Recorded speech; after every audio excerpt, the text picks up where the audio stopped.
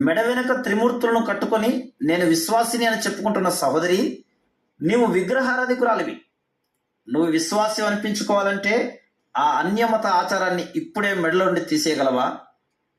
ఓ సేవకుడా, దేవుని జతపని వాడినని కథలు చెప్తున్నావు కదా, నీ భార్య మెడలో నుండి తాళి తెంపగలవా? ఏంటి ఆలోచిస్తున్నావు? భర్త విడిపోతాడని భయమా, లేక పైకైపోతాడని భయమా? ప్రపంచ దేశాల్లో ఎక్కడ తాళి కట్టుకోరు, వారి భర్తలు పోతున్నారా? తాళి మెడలో ఉండగా భర్తలు చావట్లేదా? తాళి మెడలో ఉండగానే విడాకులు తీసుకోవడం లేదా?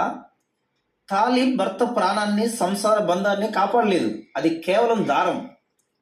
తాళి భర్త ప్రాణం కాపాడుతుందని నమ్మడం అంటే అది దేవుని శక్తిని అవమానపరచమే.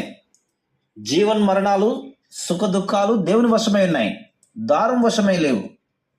యేసయ్య దేవుడిని తెలుసుకోగానే